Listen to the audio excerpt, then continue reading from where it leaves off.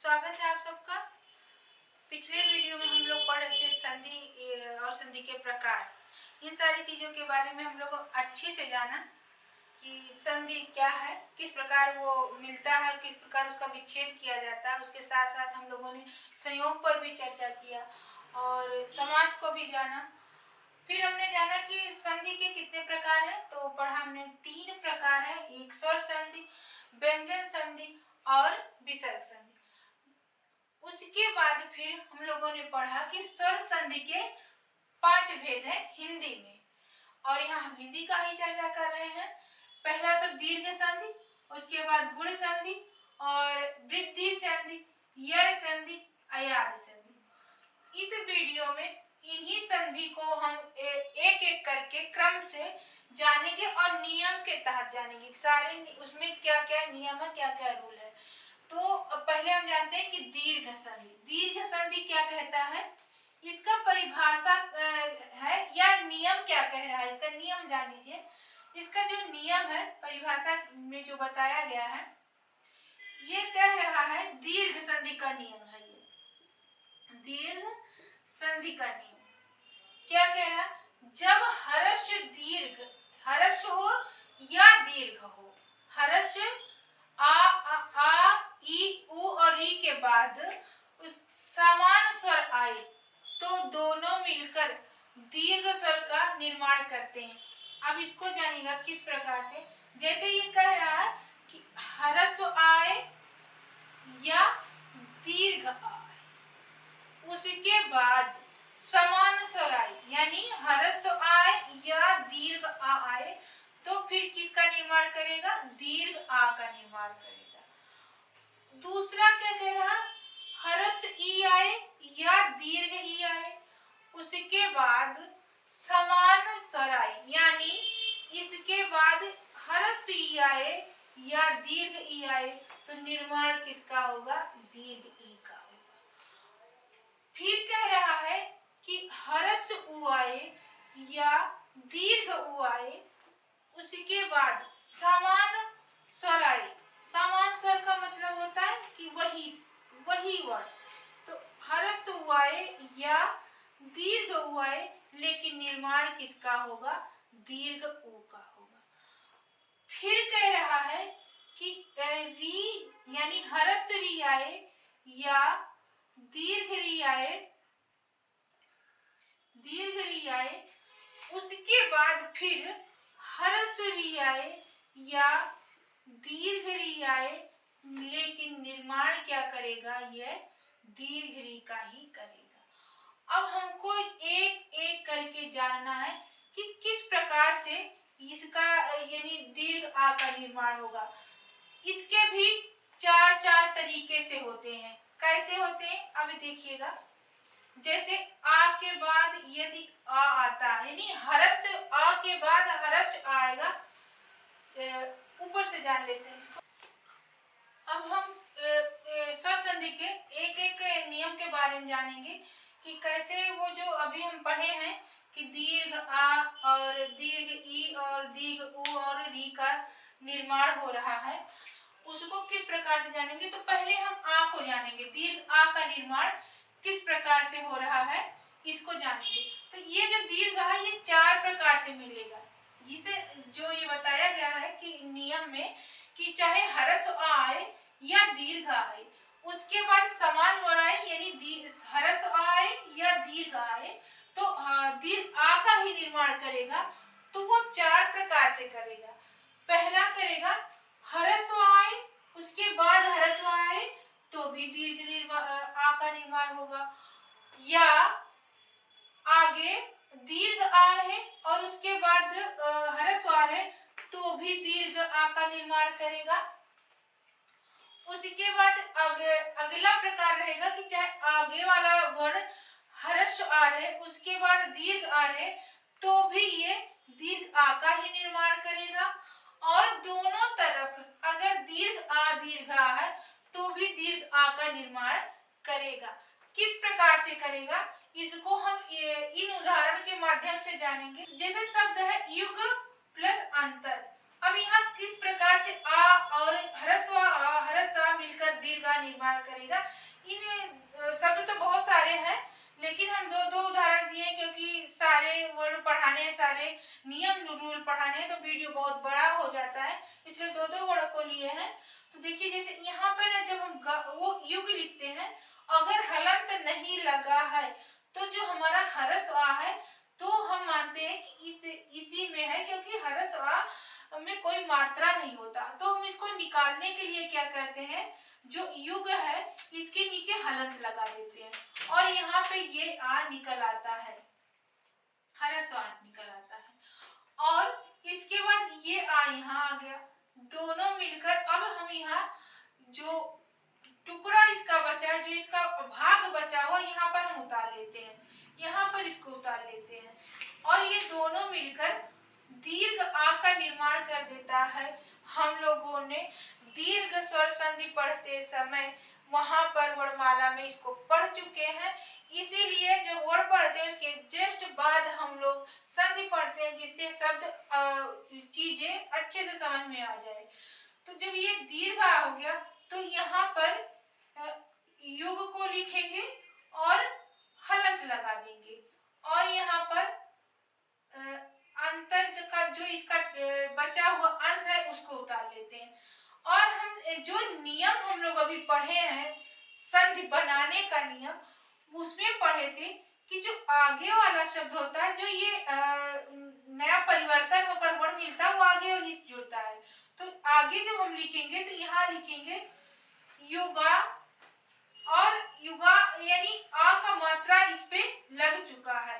अब जो प्लस ये अंतर बचा हुआ, अंतर का ये टुकड़ा बचा हुआ है, यानी जो अंश बचा हुआ है, इसको यहाँ उतार देंगे तो शब्द बन जाएगा युगांतर। ये प्रश्न पूछा जाए कि युगांतर में कौन सी संधि है, तो स्वर संधि है। स्वर संधि में कौन सी संधि है, तो दीर्घ स्वर संधि है। दूसरा शब्द है शरण और शरण पर आर्थी। अब इसमें ये हरस्व आ कैसे निर्माण कर रहा है, कैसे शब्द, कौन सा शब्द बना रहा है, उसको हम देखते हैं। ये जो अड़ा है इसमें से आ हरस्व आ निकल आएगा जब हम संधि बनाने लगते हैं नियम के तहत, और यहाँ से ये आ निकल आएगा, दोनों मिला और बन गया दीर्घ। फिर हम यहाँ क्या करते हैं कि शरण को यहाँ उतारते हैं, लेकिन अड़ा में हलंत लगा देते हैं, क्योंकि यहाँ पर आ निकल चुका है और यहाँ पर ये स्वर रहित हो चुका है। आगे बचा हुआ ये अर्थी का जो ये अंश है इसको हम उतार लिए हैं। अब हम इसको जोड़ेंगे तो शरण हो जाएगा, और इस आ को हमेशा आगे वाले ओर पर लगाते हैं तो यहाँ पर सड़ा थी हो जाएगा और फिर शब्द बन जाएगा शरणार्थी। इस प्रकार से ये हरस्व आ और हरस्व आ के मिलने से हमें दीर्घ आ का निर्माण हो रहा है। यहाँ पे हमें दीर्घ आ मिल गया है। अब शरणार्थी में पूछा जाए इसमें कौन सी संधि है, तो स्वर संधि है। उम्मीद करती हूँ आप सबको बहुत अच्छे से समझ में आ रहा होगा और आप लोग अपने नोट्स में लिख रहे होंगे और बार बार इसको मनन करिए, समझिए। नियम होता ही है आप अपने अंतर आत्मा से समझने के लिए, ना कि रटने के लिए। अब देखिए यहाँ आगे की तरफ दीर्घ है, फिर हरस्व है, तो इससे कैसे दीर्घ का निर्माण होता है हम इस शब्द के माध्यम से जानेंगे। शब्द है विद्या और अर्थी। अब इसमें से हम क्या करेंगे, जब हम इसको संधि के तहत, नियम के तहत इसको तोड़ेंगे तो किस प्रकार से तोड़ेंगे और शब्द बनाएंगे। देखिए जैसे यहाँ पे जो विद्या है इसके आखिरी में दीर्घ आ है, क्योंकि यहाँ पे मात्रा लगा हुआ है, और यहाँ पर हरस्व है। हमने पढ़ा है चाहे दीर्घ आगे हो या हरस्व दोनों के मिलने से क्या हो जाता है, दीर्घ का निर्माण होता है। अब हम विद्या को जब उतारेंगे और यहाँ से जो मात्रा लगा था उसको निकाल चुके हैं, तो हम लिखेंगे विद्या, इसमें हलंत लगा हुआ है। और यहाँ जो बचा हुआ अंश है इसको उतारेंगे तो यहाँ पर लिखेंगे इसके आके बगल में। और फिर हम इसको जोड़ेंगे, संधि के नियम के तहत इसको जोड़ेंगे। और जोड़ने में ये जो मेरा दीर्घ आ है ये अपने आगे वाले वर्ण में ही जुड़ेगा। तो जब जुड़ेगा तो क्या बन जाएगा, विद्या, और यहाँ पर ये वर्ण उतर आएगा। फिर इन दोनों को जोड़ देंगे तो शब्द बन जाएगा विद्यार्थी। अब चाहे विद्यार्थी ऐसे लिखिए और चाहे विद्यार्थी ऐसे लिखिए, ये दोनों ही सही माने जाते हैं। इसी में हम अब दूसरा शब्द देखते हैं, तथापि। तथापि में कैसे बना हुआ है, देखिए तथा में जो दीर्घ है ये यहाँ पर उतर आया और इसके आगे आह लगा, ये भी यहाँ भी उतर आया और दोनों मिलकर दीर्घ आ का निर्माण कर दिया। और यहाँ पर तथा में हलंत लगा के हम उतार लेते हैं और इसके नीचे ये बचा हुआ जो टुकड़ा है इसको भी हम उतार लेते हैं और फिर इसको हम मिलाते हैं। तो मिलाने पर क्या बन जाता है, तथा प्लस टी। और फिर इन दोनों को जब मिलाते हैं तो तथापि हो जाता है। इस प्रकार यहाँ पर दीर्घ मिल गया और शब्द बना तथा। और अब देखते हैं अगला है, ह्रस्व आ के बाद अगर दीर्घ आए तो किस प्रकार से दीर्घ का निर्माण होता है। देखिए यहाँ शब्द है सत्य और यहाँ शब्द है आग्रह। इस सा से यहाँ जब कोई मात्रा ना लगा हो और व्यंजन शब्द हो और उसमें हलंत ना लगा हो तो हमें पता है कि इसमें ह्रस्व छुपा हुआ है। तो हम इसको निकाल लेते हैं तोड़ते समय और निकालते हैं तो यहाँ पर ह्रस्व लिख देते हैं और यहाँ से दीर्घ तो दिख ही रहा है, इसको उतार लेते हैं और दोनों को नियम के तहत मिलाते हैं और दोनों जब मिला तो दीर्घ आ का निर्माण कर दिया। अब हम इसको जोड़ने के लिए ऊपर के शब्द को नीचे उतारेंगे तो सत्य को जो हम लिखते हैं तो यहाँ हलंत लगा देते हैं और फिर यहाँ पर जो शब्द बचा हुआ है, शब्द नहीं एक अंश बचा है शब्द का, उसको हम उतार लेते हैं। अब हम आगे की तरफ जोड़ते हैं तो कहाँ जोड़ेंगे, यहाँ जोड़ेंगे। तो यहाँ क्या लिखेंगे, सत्या, और यहाँ जोड़ेंगे ग्रह। और जब ये अब क्या करेंगे, यहाँ पे जोड़ने के लिए हमें निशान लगाया है, फिर इसको आगे जोड़ेंगे तो क्या लिखेंगे, सत्याग्रह। शब्द बन गया सत्याग्रह। और इसमें संधि कौन सी है, स्वर संधि है। और वो भी स्वर संधि में कौन सी संधि है, तो दीर्घ संधि। एक शब्द है पुस्तक प्लस आलय। हम यहाँ से पुस्तक से ह्रस्व आ को निकाल लिए और यहाँ से दीर्घ आ को निकाल लिए और दोनों को जोड़ दिए। जोड़ने पे मिला दीर्घ और यहाँ पे पुस्तक में हलंत लगा के उतार लेते हैं और जो यहाँ पे बचा हुआ अंश है उसको उतार लेते हैं। ये यहाँ आ गया, ये यहाँ आ गया। अब हम जोड़ते हैं इसको, ये कहाँ जुड़ेगा, आगे जुड़ेगा। तो हम यहाँ क्या लिखते हैं, पुस्तक, पूरा पुस्तक हो गया और पुस्तका दीर्घ है इसलिए मात्रा लगा देते हैं और यहाँ पर लय को लिख लेते हैं। फिर इसको इसमें जोड़ते हैं तो क्या शब्द बन जाएगा, पुस्तकालय। ये शब्द है। आगे हम बात करेंगे, शब्द है महाशय। महा प्लस आशय। अब इसमें से यहाँ हमें दीर्घ और दीर्घ आर मिलाकर फिर से दीर्घ आ बनाना। ये हमें इस नियम में इस शब्द को तोड़कर बनाकर दिखाना है कि किस प्रकार से ये बन रहा है। तो यहाँ जब उतारे तो यहाँ पे आ गया और यहाँ से भी उतरकर आ गया। दोनों मिला नियम के तहत दीर्घ हो गया और नियम के अनुसार इसको भी हम यहाँ उतार लेते हैं और यहाँ पर फिर जो ये बचा हुआ अंश है इसको भी उतार लेते हैं और फिर इस आ को इसके साथ मिलाते हैं और मिलाकर हम लिखते हैं महा, और उसके बाद इसको यहाँ उतार लेते हैं। उतारने के बाद ये भी नियम के तहत अपने आगे वाले वर्ड के साथ मिलेगा और लिखते हैं महाशय। शब्द बन गया महाशय। और इस महाशय में संधि कौन सी है? दीर्घ संधि है। और दीर्घ संधि में कौन सी स्वर संधि है? स्वर संधि में कौन सी संधि है? दीर्घ संधि है। और शब्द बन गया महाशय। अब हम देखेंगे दीर्घ ई का जो नियम है, रूल है, किस प्रकार से दीर्घ ई से मतलब हरस ई और हरस दीर्घ के मिलने से दीर्घ ई का निर्माण किस प्रकार से होता है शब्दों में। हमने कुछ शब्द लिख लिया है और इसको हम लोग समझते हैं कि किस प्रकार से हुआ है।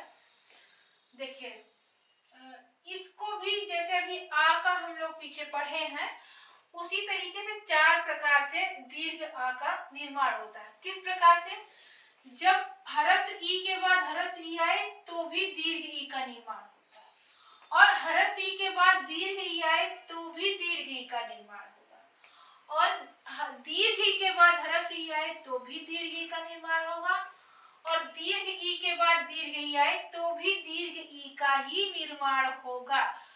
किस प्रकार से होगा हम इन शब्दों के माध्यम से जानेंगे अच्छे से तोड़ मरोड़ के। तो देखते हैं किस प्रकार से होगा। देखिए, शब्द है गे और अगला शब्द है इंद्र।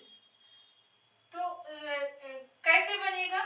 देखिए, यहाँ पर जब हम निकाल, यहाँ क्या है, ई के बाद अगर ई आएगा तो दीर्घ ई का निर्माण होगा। कह रहा है नियम कि यहाँ पे दीर्घ ई है, तो हम देखते हैं कि दीर्घ ई है, हरस ई है, तो हरस ई को यहाँ पे हम निकाल लेते हैं, और यहाँ तो हरस ई मुझे दिख ही रहा है। तो उसके बाद दोनों को जोड़ते हैं।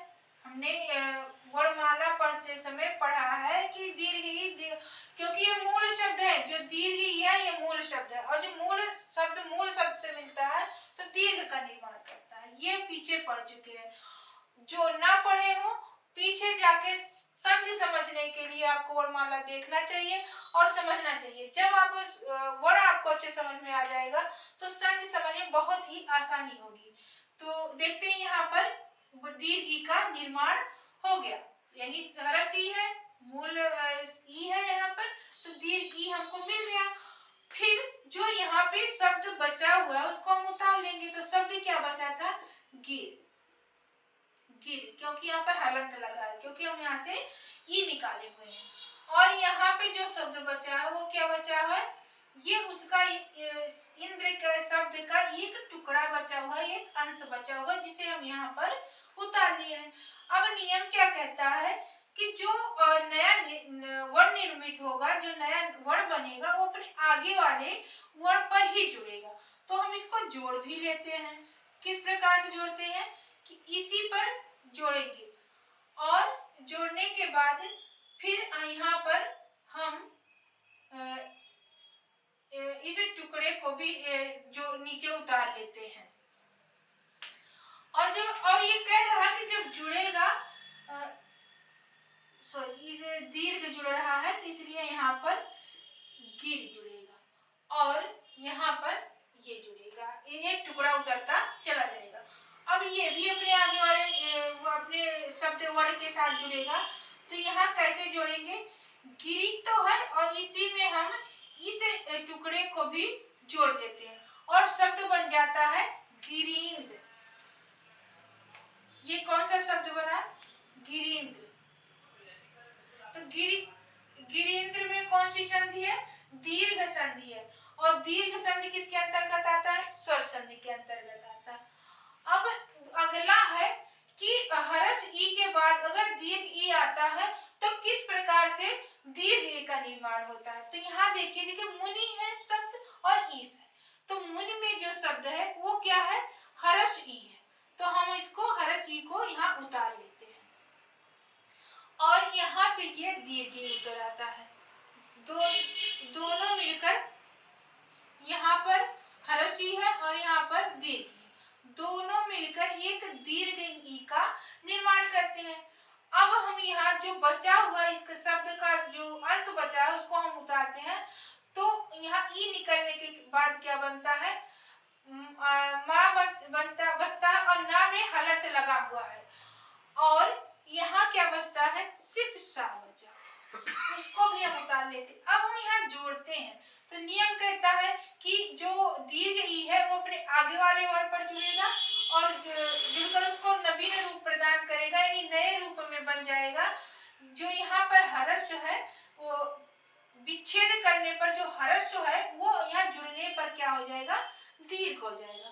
तो जब हम इसको जोड़ते हैं और इसको दीर्घ रूप में लाते हैं और लिख देते हैं इसके बगल में, इस सा को भी लिखते हैं और फिर इसको जोड़ देते हैं, और जोड़ने पे क्या बन जाता है, मुनीस। शब्द क्या बना, मुनीस। अगला रूल क्या कहता है कि जब दीर्घ ई आएगा और उसके बाद भी हर्ष ई आए तो भी दीर्घ ई का निर्माण करेगा। किस प्रकार से, इस शब्द के माध्यम से जानेंगे। जैसे शब्द है मही और प्लस इंद्र, मही में दीर्घ ई लगा हो तो हम इसको निकाल लेते हैं और यहाँ लिखते हैं दीर्घ, और यहाँ पर हर्ष ई तो है, और दोनों को जब मिलाते हैं तो यहाँ बन जाता है दीर्घ। अब हम शब्द निर्माण करने के लिए ऊपर का जो बचा हुआ शब्द है उसको हम उतार लेते हैं, तो वहां शब्द बचा है माँ और हा में हलंत लगा हुआ, और यहाँ क्या बचा हुआ है, ये उसका एक अंश बचा हुआ है इंद्र शब्द का। अब जब जोड़ते हैं तो नियम कहता है कि ये अपने आगे वाले वर्ण पे जुड़ेगा, तो यहाँ पर हम इसको हाँ पे जोड़ते हैं और इसका दीर्घ रूप दे देते हैं और यहाँ इसको उतार लेते हैं। फिर नियम कहता है ये अपने आगे वाले ही वर्ण पे जुड़ेगा, उसी के साथ जुड़ेगा, तो महींद्र। शब्द क्या बन गया, महींद्र। अब महींद्र में कौन सा संधि है, तो दीर्घ संधि है, और दीर्घ संधि में दीर्घ संधि किसके अंतर्गत आता है, तो स्वर संधि के अंतर्गत आता है, याद रखिएगा। अब दीर्घ ही हो आगे या दीर्घ हो उसके बाद तो निर्माण तो भी दीर्घ ई का करेगा। किस प्रकार से करेगा, इस शब्द के माध्यम से हम जानते हैं। जैसे शब्द है सती प्लस ईस, तो सती में जो बड़ी दीर्घ ई लगा उसको हम निकाल लेते हैं और यहाँ लिखते हैं, फिर यहाँ ईस का भी जो ई है उसको निकाल लेते हैं और दोनों को मिलाते हैं और बन जाता है दीर्घ ई। अब यहाँ पे शब्द क्या बचा, अंश क्या बचा है, सा बचा है और ता में हलंत लगा हुआ है और यहाँ पर सा बचा है। फिर नियम के तहत ये इसको आगे वाले वर्ण के साथ जोड़ देते हैं तो शब्द बन जाता है सती, और यहाँ शब्द बचा हुआ है जो उतार लेते हैं, फिर इसको आगे वाले वर्ण के साथ लिख देते हैं तो शब्द बन जाता है सतीश। सतीश, ये शब्द बना सतीश। अब जैसे सतीश हुआ, रविंद्र हुआ, कविंद्र हुआ, परीक्षक हुआ, नदीश्वर हुआ, नरीक्षर हुआ, ऐसे तमाम शब्द हैं जो इस रूल के तहत, इस नियम के तहत बनते हैं। और आप लोग ध्यान से जब ये सारे नियम को आप जान जाएंगे तो कोई भी शब्द इस प्रकार से आएगा, बहुत आसानी से समझ जाएंगे और बना भी पाएंगे।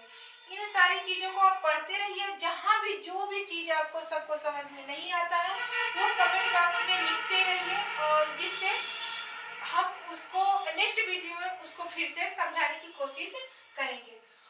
अब हम जानेंगे कि हमने जाना दीर्घ आ बन गया और दीर्घ ई। अब हम देखते हैं दीर्घ ऊ बनने के नियम को।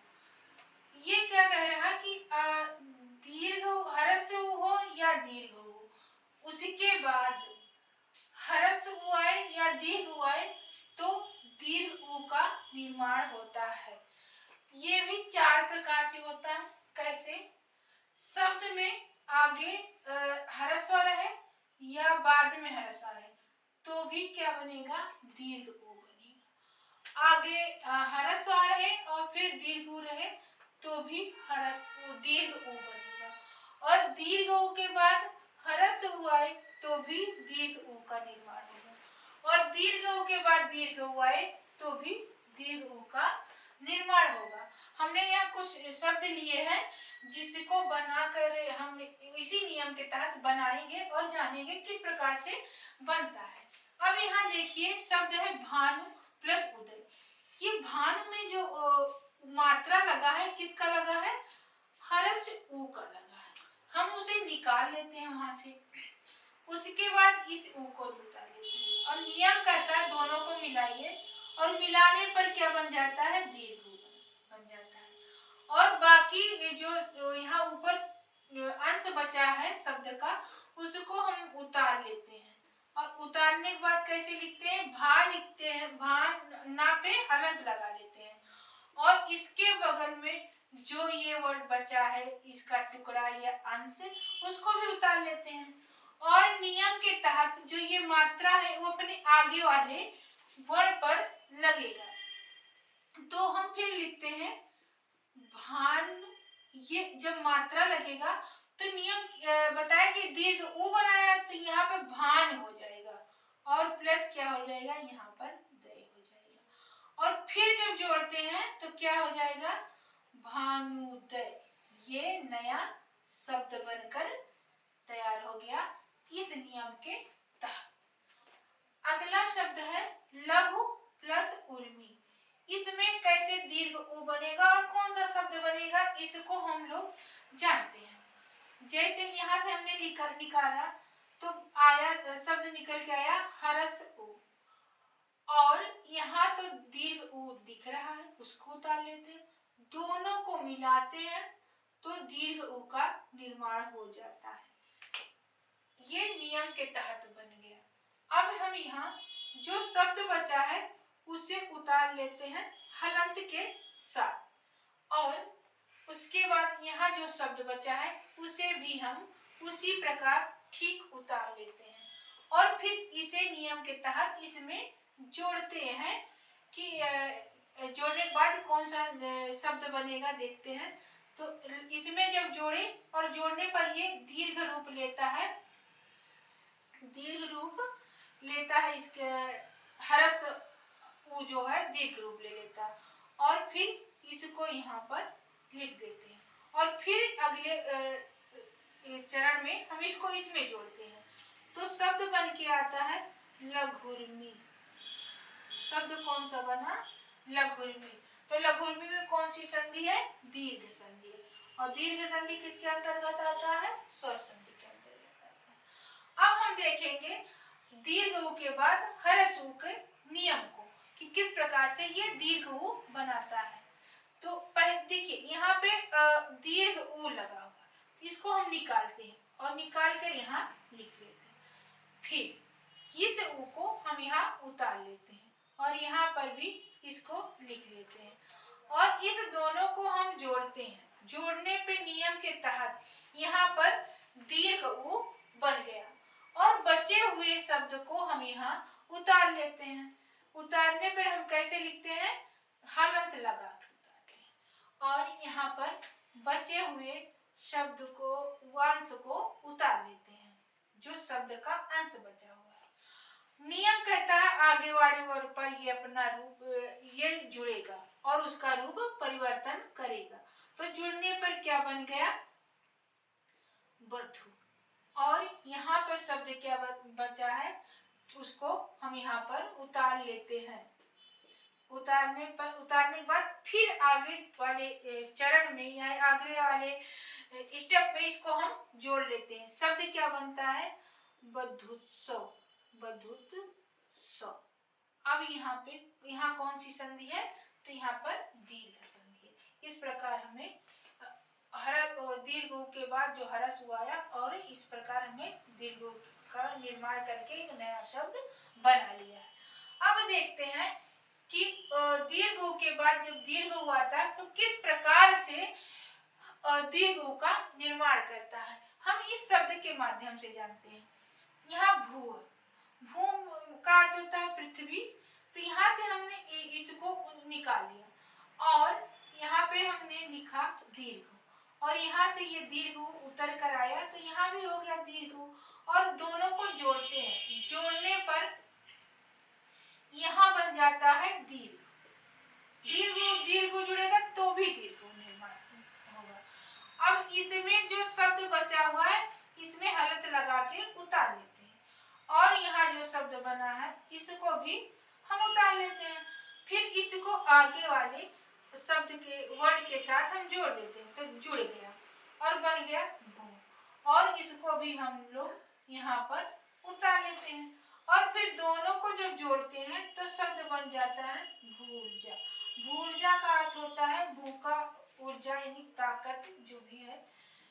इस प्रकार हमने देखा कि दीर्घ ऊ का निर्माण 4 तरीके से कैसे कैसे किया जाता है। इस नियम के तहत आप और भी शब्द जैसे सूक्ति हुआ, मंजूषा हुआ, भानुदय हुआ, अनुदित हुआ, इन सारे शब्दों को बना सकते हैं। और जहाँ भी कोई कंफ्यूजन होती है, जहाँ भी कुछ भी डाउट आप सबको रहता है, आप कमेंट बॉक्स में जरूर लिखिए, उसके बारे में नेक्स्ट वीडियो में बताया जाएगा। अब हम देखते हैं री से कैसे शब्द बनता है। री जो शब्द है ये संस्कृत का शब्द है, हिंदी में बहुत कम और मिलते हैं री से बने हुए। एक दो वर्ड है जैसे पितृ हो गया, मातृ हो गया, ये सारे शब्द हैं जो प्रश्न में पूछ लिया जाता है। इन सबको देखते हैं कि री के बाद यदि री आता है तो किस प्रकार दीर्घ री का निर्माण करता है, या दीर्घ री के बाद यरस री आता तो किस प्रकार दीर्घ री का निर्माण करता है। 2-3 शब्द है, कभी विच्छेद देकर प्रश्न में पूछ लेता है तो कभी संधि करके इसका विच्छेद पूछ लेता है, तो ये भी जानना जरूरी है। और ये शब्द जो है ये तत्सम शब्द है और ये संस्कृत के शब्द हैं। तो आइए देखते हैं कैसे बनता है। पितृ, ये एक पितृ लिखते हैं, ये पितृ, ये कोई शब्द नहीं होता, शुद्ध शब्द पितृ होता। तो इसमें से हम री निकाल लेते हैं, री निकालते हैं, और यहाँ से भी हम री को निकालते हैं, और इन दोनों को जब जोड़ते हैं तो दीर्घ री बन जाता है। और यहाँ जो शब्द बना है पितृ, इसको हलंत के साथ उतार लेते हैं, और यहाँ जो शब्द बचा है, वर्ड बचा है, उसको भी उतार लेते हैं। फिर इसको यहाँ जोड़ते हैं, और री का मात्रा जो होता है हम लोगों ने पढ़ लिया, इस प्रकार से लगाया जाता है। तो हम यहाँ मात्रा लगाएंगे किस प्रकार से, ता में ये ऐसे नीचे लगाते हैं, इस प्रकार से आगे वाले शब्द में जोड़ते हैं और इसका मात्रा लगा देते हैं, और प्लस इसको यहाँ उतार लेते हैं, और फिर इसको यहाँ जोड़ते हैं नियम के तहत। तो क्या शब्द क्या बन जाता है, पितृ। ये शब्द प्रश्न में कभी देकर शब्द देकर विच्छेद पूछ लेता है, और कभी विच्छेद देकर इस शब्द को पूछ लेता है कि इसमें कौन सी संधि है। अब हम देखते हैं कि यहाँ पे किस प्रकार से बना है। यहाँ से हम जब उतारेंगे तो री को यहाँ उतार लेते हैं, यहाँ भी री को यहाँ ऐसे उतार लेते हैं, और फिर दोनों को मिला के दीर्घ री का निर्माण कर देते हैं। और जो बचा हुआ शब्द है उसको हम हलंत के साथ उतारते हैं, और यहाँ पे जो टुकड़ा बच गया है, इसका अंश बचा है, उसको भी यहाँ उतार लेते हैं। फिर नियम के तहत इसे आगे वाले वर्ड में हम जोड़ देते हैं, जिसका मात्रा इस प्रकार से लगता है, और फिर ये यहाँ उतर आता है, और नियम के तहत इसे आगे हम जोड़ते हैं तो शब्द बनता है मातृ। यहाँ पर दीर्घ री लगा हुआ है। ये शब्द आपका, ये प्रश्न पेपर में भी पूछ लेता है कि इसमें कौन सी संधि है। तो ये दीर्घ री लगा हुआ शब्द जो है ये दीर्घ संधि, दीर्घ स्वर संधि है, ये भी एक प्रश्न है। अब हम नेक्स्ट वीडियो में जानेंगे गुण संधि के बारे में। आप लोग इस वीडियो को देखिए और पढ़िए, मनन करिए, चिंतन मनन करके नोट्स बनाते जाइए, बार बार दोहराइए कि नियम है, रूल है, जो आगे आने वाले जो जितने भी चैप्टर है वहाँ आपको बहुत सहयोग करेगा। और मिलते हैं नेक्स्ट वीडियो में गुण संधि के साथ, तब तक आप सबको लिए